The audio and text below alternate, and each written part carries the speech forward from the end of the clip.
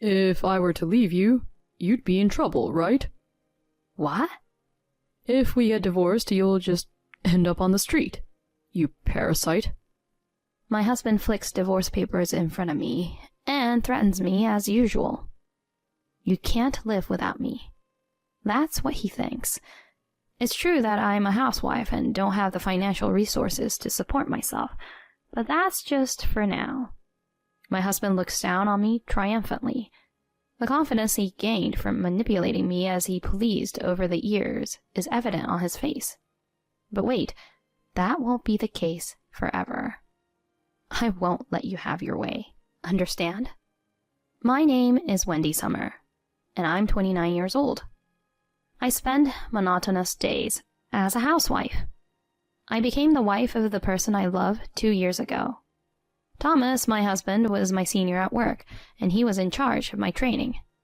Not only was he good at teaching, but Thomas, with his good looks, was also popular among colleagues, to the extent that there was even a secret fan club for him. I wasn't a member of the fan club, but I, too, secretly admired him. I never intended to confess my feelings. That's what I thought, but one day he conveyed that he had feelings for me. At the sudden revelation, I couldn't speak well at the time. He called me cute and smiled kindly at me. That became the starting point, and our relationship developed, culminating in a smooth proposal after a year of dating. Family introductions, purchasing wedding rings, reserving the venue for the ceremony. While wrapping up work tasks at the office, I got deeply involved in planning for the wedding. Following my husband's wishes, it was decided that I would become a housewife after marriage. I was on cloud 9. On that day, when many people blessed us, I thought I was the happiest person in the world. I wanted to spend the rest of my life with my beloved Thomas. Since when did it change? How did a happy marriage turn into a hellish one? I think it was a minor thing. Half a year into marriage, one day, his birthday, to be exact. As a housewife, unlike when I was working, I had no income, so I was using my own savings for shopping and daily expenses. You can use any leftover monthly allowance freely. He said that to me, but his salary isn't that high either. The allowance I receive is meager. After deducting expenses other than rent, like utilities and groceries, there's barely around $50 left. And today is his birthday. Although my husband gave me money, it somehow felt different to use it to buy his birthday present, so I decided to purchase the gift with my own money. But considering our future travels and the possibility of having children, I couldn't afford to waste money. So I set a budget of $100 and bought the tie clip he had been wanting. I also prepared homemade cake and dishes, waiting for my husband to come home. He arrives, saying, "I'm home," and I greet him with a smile. "Welcome back. The food and cake are ready." Where did you buy them? To his somewhat indifferent inquiry, I proudly announce, "I didn't buy them. I made them myself. It's my first time, so I'm not sure about the taste." With a bit of embarrassment, I show him the neatly arranged dishes. However, he only glances at them, showing no signs of happiness. He's supposed to be delighted. My expectations were shattered easily. Thomas?" I looked fearfully into my husband's face, and he sighed heavily. Hey, what's this? Were you planning to celebrate my birthday with this? Seriously? "What do you mean? I prepared both the dishes and the cake." Huh? Don't make me laugh. Did you think I'd be happy with these homemade, cheap-looking dishes? Huh? Oh well, I guess I'm being mocked too. For my birthday, I was hoping for gourmet delicacies from a high-end store or a cake from a popular bakery. Or maybe I expected you to take me to a fancy restaurant. Something like that. I'm sorry. The reaction I received was the opposite of what I expected, and my heart started pounding intensely. As if flaunting it in front of me, he reached for my present and roughly tore open the wrapping paper. What's this? A tie clip? Well, Thomas, you mentioned wanting it before, right? Did I say that? I don't remember. Huh? And this place isn't even that expensive. Don't you think it's rude to give me something like this as a gift?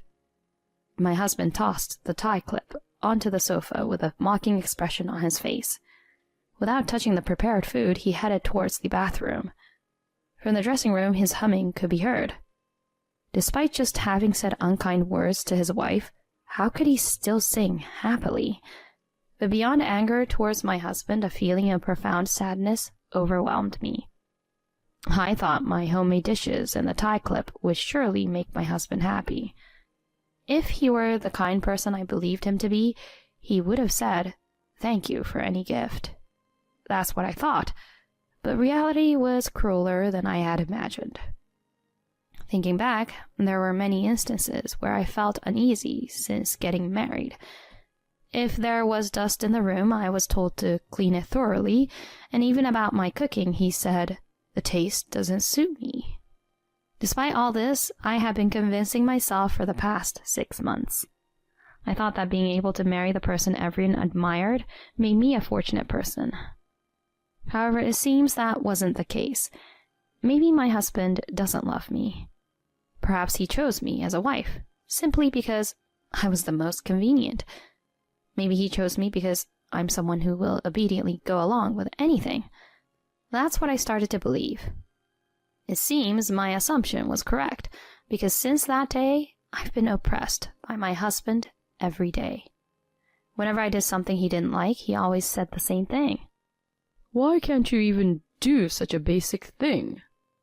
I'm sorry. Don't just think that apologizing is enough, you piece of trash. Is it okay? I'll divorce you. Please, stop. Don't talk about divorce so easily. Huh? Yeah, that's right. After all, if I divorce you, you won't have a face to show to anyone, right? After all, I'm the most popular guy in the company. In that sense, I've managed to get you. In that sense? You get it, right? As a full-time housewife, if you get divorced, you'll have nowhere to go, right? Right now, you're just unemployed. I didn't wish for you to become a full-time housewife. Normally, who'd just go along with that? You who obediently follows every silly request are the fool here. My husband laughed and threw the completed divorce papers at me. He threatens me with divorce papers at every turn. How many times has he presented these divorce papers now? I could just throw them away, but deep down, I find it hard to discard them, perhaps because a part of me wishes for a divorce. However, the reality is, as much as he threatens, I can't bring myself to initiate a divorce. For the past few months, I've been doing remote work with his permission, but I can only work within the household, so the income and savings are not substantial. Am I doomed to live as his subordinate? Do I have no choice but to continue as a housewife, forever living in fear of him? Faced with such a harsh reality, I found myself giving up on something within me. Then one day, something happened. A client I usually work with remotely contacted me, expressing interest in hiring me as a regular employee. To secure a safety net for the future in case something happens, I decided to negotiate with my husband, against all odds. "Hey, Thomas, there's something I'd like to talk to you about." I cautiously approached my husband, who had just returned home from a drinking party. However, he seemed quite drunk, shouting, "Shut up," as he threw off his suit and collapsed onto the sofa, falling asleep. I sighed and picked up his discarded suit. Then his phone slipped out of his pants pocket. Uh-oh, what's this? The screen showed messages from someone named Rachel. The content was too intimate for mere acquaintances. "Thanks for today, it was so much fun. I want to visit your apartment, Thomas, but your wife is in the way. You'll be breaking up soon, right?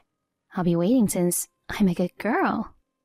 After reading the messages, I performed fingerprint authentication on my husband's phone, careful not to wake him. The lock was quickly released, and I checked the contents. It was filled with evidence of Thomas's affair, from messages with Rachel to photos from their dates. Unbelievable. After acting so high and mighty he's cheating? I can't forgive this. What does he think of me? I selected the most incriminating evidence and transferred it to my phone. After finishing the tasks, I woke up my husband, who was sleeping on the sofa. Wake up. Hey, wake up. My yelling startled him awake. What is it? He said bluntly, rubbing his eyes. What is it? Won't cut it. Don't you have anything to say to me? Huh? What are you talking about? Don't play dumb. I know that you're cheating. Huh? So that's what this is about? That's not what I... My husband pulled out the divorce papers as usual and casually waved them in front of me. If I decide to leave, it'll be tough for you, right? What? If we get divorced, you'll just end up on the streets, won't you? You parasite. He threw the divorce papers and they hit my face. That moment, the wave of patience I had barely contained surged like a tsunami. Oh, I can't take it anymore. Living life as this man's puppet is just impossible. Perhaps satisfied with berating me, he again sprawled on the sofa and started snoring. During that time, I packed my belongings and left the house without anyone holding me back. I headed to my parents' place, explaining the situation, and decided to stay there for a while. Upon learning about my husband's true nature, my parents were furious. My father even wanted to confront him and throw a punch, but I stopped him, saying, I have a plan. The next day, I signed the divorce papers handed to me by my husband and submitted them to the municipal office. After it was smoothly accepted, I succinctly summarized the facts and sent a message to my husband. For several days afterward, Thomas made dozens of calls. You're doing whatever you want. I won't forgive you. You're a parasite who can't live without me. Messages like these that I wanted to avoid flooded in. Of course, I ignored them all. Yes, everything was part of a revenge plan that I had carefully crafted. I might even marry someone else right away, but not now. Even if I'm not around, he'll continue his affair without a care in the world. No, it might become an even more blissful time for him than when I was with him. But I now have numerous pieces of evidence of his infidelity. When the time comes, I will execute my revenge without fail. With that determination in my heart, I started a new life. A year passed. In the end, I accepted an offer from a client and was hired in a position close to a full-time employee. I spent the first year at my parents' house, and only recently I began living on my own. My father and mother said, You can stay with us forever, but I couldn't keep relying on them. Besides, revenge against him awaits me. Once I can live independently after leaving my parents' house, I'll carry out my revenge. I decided this a year ago. With the evidence of his affair that I transferred to my phone, I consulted a highly rated law firm. There, I explained the situation and expressed my desire to claim compensation for the damages caused by my ex-husband and his affair partner. Is it possible to claim compensation for damages at this point? In response to my question, the lawyer confidently answered, Don't worry. In this situation, the legal obligations have been fulfilled, but the discovery of the affair happened a year ago. In other words, it's a matter from before the divorce. If the affair was discovered within 3 years, you can claim compensation for mental distress. I see. Well then, please proceed. Yes, leave it to me. The assigned lawyer acted swiftly, just as I had heard. He extracted key evidence from what I provided and created a certified document. 2 weeks later, I received a call from my ex-husband wondering if the documents had safely reached him.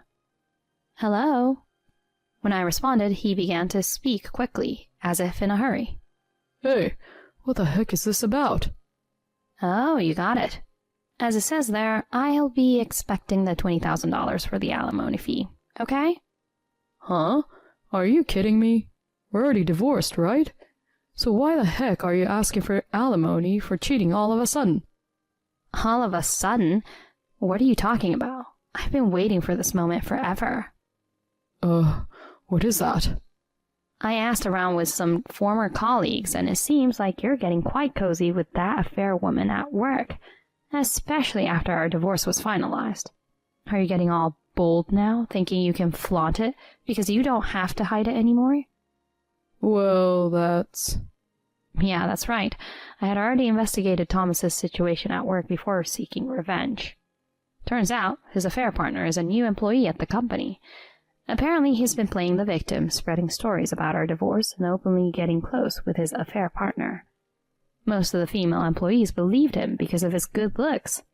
But I won't let Thomas get away with this. I've decided to thoroughly corner him and seek revenge. I declared it with a sense of closure, as if putting an end to the grudges of the past and stepping confidently into the new era. Do you think you're a winner in life just because you're well-liked and good-looking at the office? Too bad. Your winning streak ends today. I'll make sure to report everything you've done to the company, like having an affair with that woman while you were still married to me, and all the emotional abuse you put me through. Wait, if you do that, I'll... Whatever happens to you from now on is none of my concern. Whether you fall into hell with your affair or destroy yourself, I couldn't care less.